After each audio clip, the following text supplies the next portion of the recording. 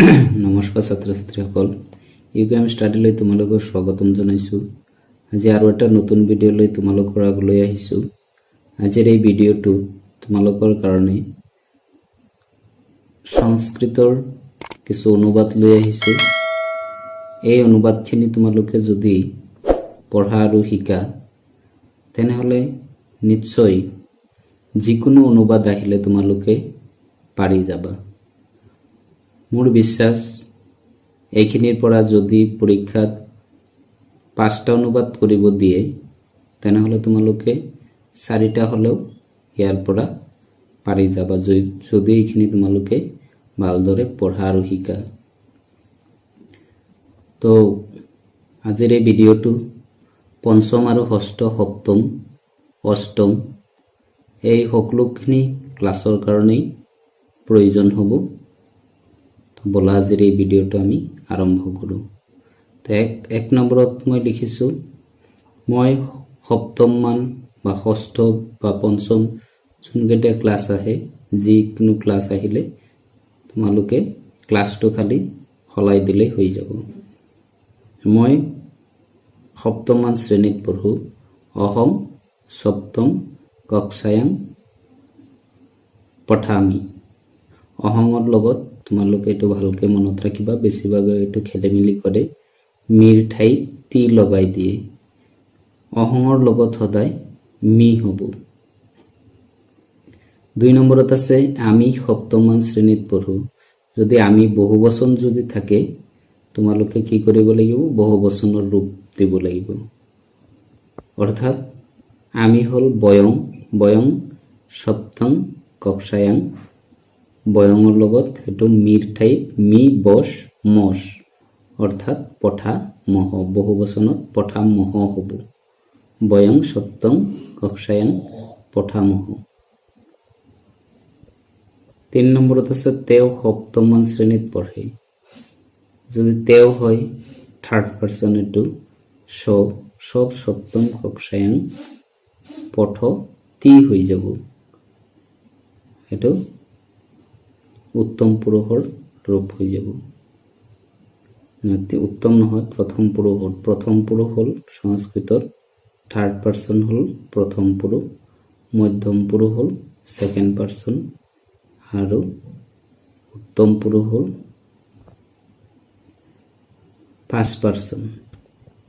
তো স্বৰ লগত হ'ব তি, বয়ঙৰ লগত হ'ব ম আৰু অহঙৰ লগত হ'ব মি।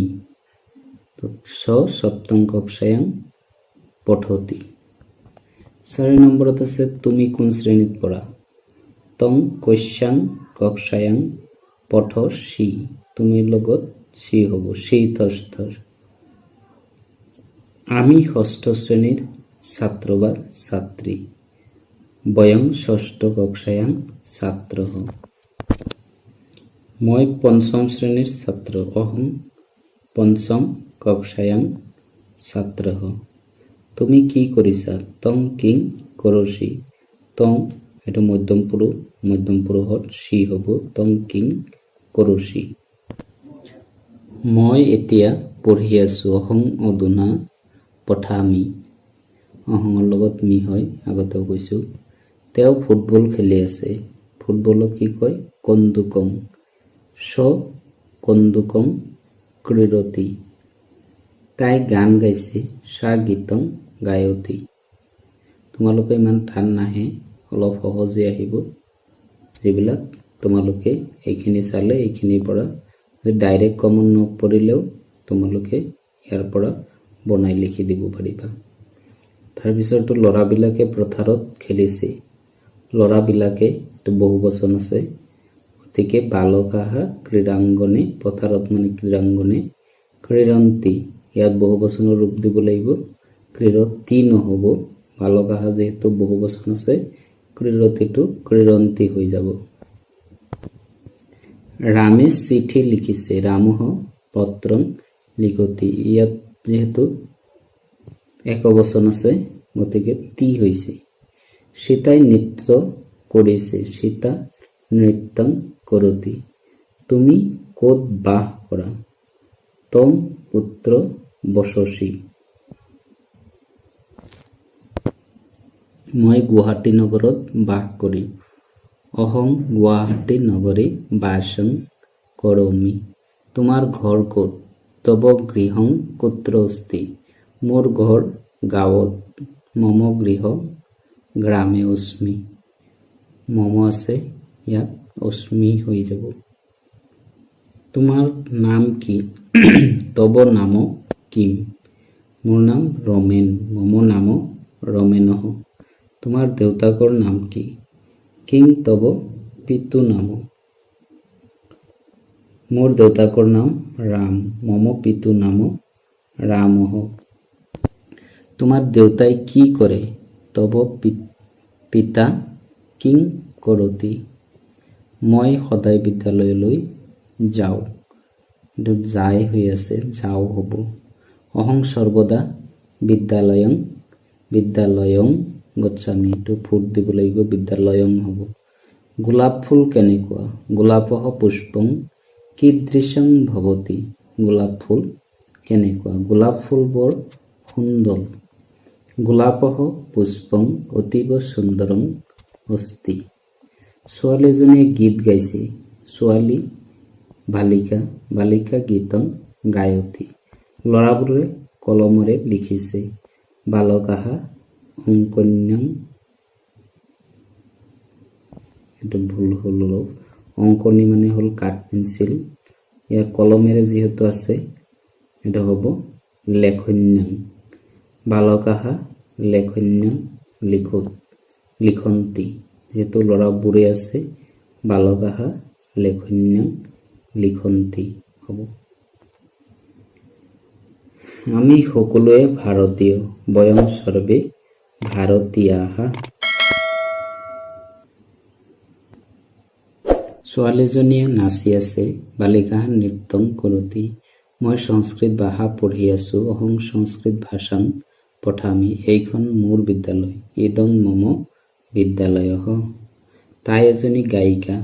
সা একা গায়িকা। ৰামে ভাত খাইছে। ৰামঃ অন্নং খাদতি। সীতাই চিঠি লিখিছে। সীতা পত্ৰং লিখতি। সিহঁতে ফুটবল খেলিছে। সিহঁতে বহু বচন আছে।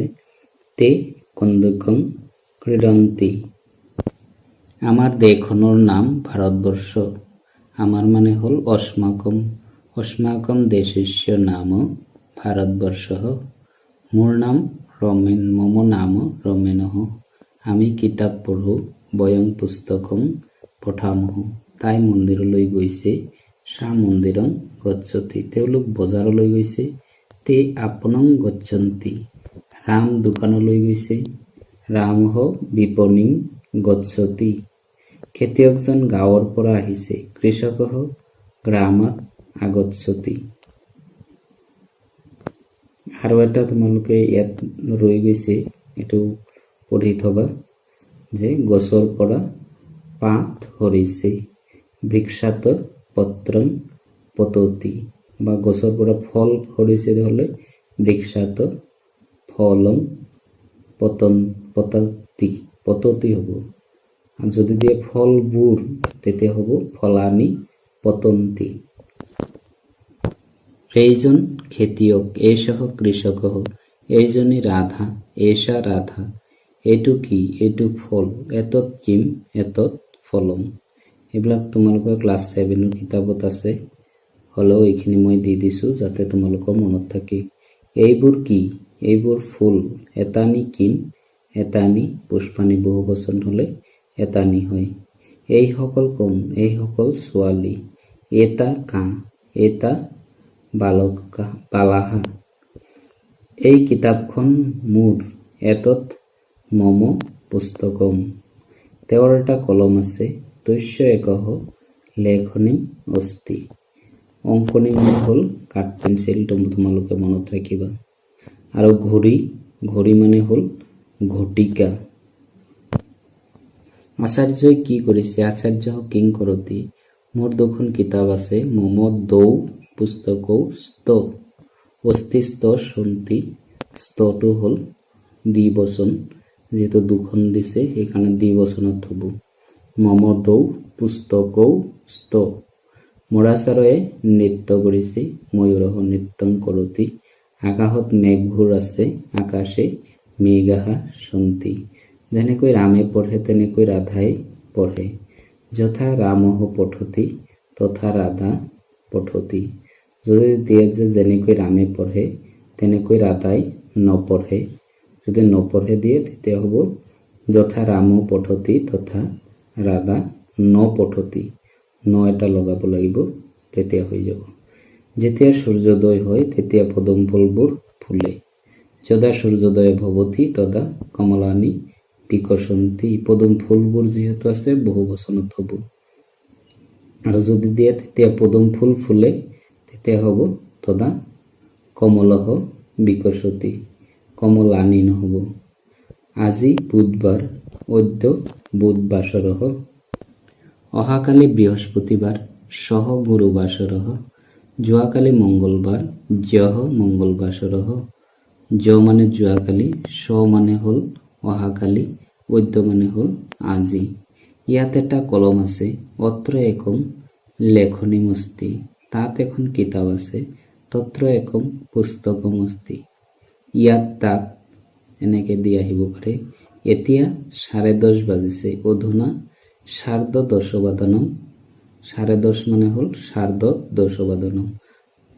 আৰু যদি তোমালোকৰ এটা দুটা তেনেকে আহে, একবাদনম, দ্বিবাদনম, ত্ৰিবাদনম, চতুর্বাদনম, পঞ্চবাদনম, ষড়বাদনম, সপ্তবাদনম, অষ্টবাদনম, নববাদনম, দশবাদনম, একাদশবাদনম, দ্বাদশবাদনম, এনেকে যদি সিধা সিধি আহে 9টা 10টা তেনেহ'লে তোমালোকে সেইখিনি লিখিবা। আৰু যদি সাৰ্ধ আহে, সাৰ্ধ মানে সাড়ে, আৰু যদি 45 মিনিট আহে তেনেহ'লে পাদন দিব লাগিব, আৰু যদি 8 থাকে তেনেহ'লে 9 দিব লাগিব। পাদন নববাদনম। মাকে 8:45 বজাত পূজা কৰে। মাতা পাদন নববাদনে পূজাং কৰতি। মই ৰাতিপুৱা 5:15 বজাত উঠো। অহং প্ৰাতকালে সপাদ পঞ্চবাদনে উত্তিষ্ঠামি হ'ব। এইটো মোৰ ভুল হৈ গ'ল, লাষ্টৰটো হ'ব অহং প্ৰাতকালে সপাদ পঞ্চবাদনে উত্তিষ্ঠামি। এইবিলাক তোমালোকে চাবা যাতে ভুল নহয়। অহঙৰ লগত সদায় মি বহিব, এইটো ভালকে মনত ৰাখিবা। তো এইখিনি আছিলে তোমালোকৰ কাৰণে সংস্কৃত অনুবাদ। একেবাৰে এইটো তোমালোকৰ ক্লাছ 5ৰ পৰা আৰম্ভ কৰি 10ম শ্ৰেণীলৈকে আহে। 10ম শ্ৰেণীলৈকে এইখিনি প্ৰয়োজন হ'ব। কিছুমান 10ম শ্ৰেণীত নতুনকৈ শিকিব লাগিব, এইখিনিও দৰকাৰ হ'ব। লগতে আৰু কিছু বস্তু নতুনকৈ শিকিব লাগে। তোমালোকে এইখিনি জানি ৰাখিলে ভৱিষ্যতে তোমালোকৰ বহুত প্ৰয়োজন হ'ব। তো মই আশা ৰাখিম এই ভিডিঅ'টোৰ পৰা তোমালোক নিশ্চয় কিবা নহয় কিবা এটা উপকাৰ পাবা। যদি তোমালোকৰ এই ভিডিঅ'টো চাই ভাল লাগে তেনেহ'লে লাইক আৰু বন্ধুবৰ্গৰ ওচৰত শ্বেয়াৰ কৰি দিবা। আৰু যিসকল মোৰ চেনেল নতুনকৈ আহিছা, মোৰ চেনেলটো ছাবস্ক্ৰাইব কৰি দিবা, আৰু লগতে কাষতে থকা বেল আইকনটো দবাই দিবা, যাতে মই বনোৱা সকলো ভিডিঅ' তোমালোকে লগে লগে পাব পাৰা। ধন্যবাদ।